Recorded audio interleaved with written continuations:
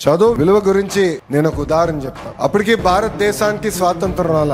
ఒక పిల్లోడు చిన్న వయసులో తండ్రిని కోల్పోయారు. వాళ్ళ తల్లి రూపాయి జమ చేర్చి ఆ పిల్లోడిని చదివిస్తుంది. కరెక్ట్ గా ఆ తల్లికి ఒకసారి ₹3 ఫీజు కట్టాల్సి వచ్చింది. డబ్బులు లేదు, ఏం చేయాలో తెలియని పరిస్థితి.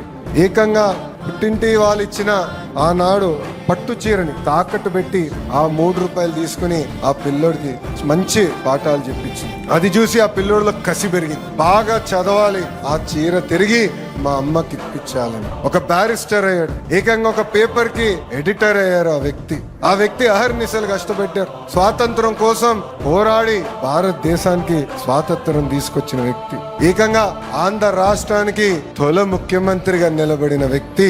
ఆ వ్యక్తి పేరే ఆంధ్ర కేసరి టంగుటూరి ప్రకాశం పంతులు గారు. ఆయన తల్లి పేరు సుబ్బమ్మ. అంటే స్వాతంత్రం వచ్చే ముందల చదువు విలువెంతో ఆ తల్లికి తెలుసు. ఇది ఇక్కడున్న పిల్లలు మనందరం మర్చిపోకూడదు. ఈ రోజు మనం ఈ స్థాయికి వచ్చామంటే మన తల్లిదండ్రుల త్యాగాలు చాలా ఉన్నాయి. కొన్నిసార్లు మన కోసం ఆహారం పెట్టాలని వాళ్ళు భోంచేయని రోజులు కూడా ఉంటాయి. మనకి జ్వరం వస్తే చాలా దిగులు పడతాం. సో ఇది తల్లిదండ్రుల్ని మనం మర్చిపోకూడదని ఇక్కడున్న పిల్లలందరూ కూడా నేను తెలియజేస్తున్నాను.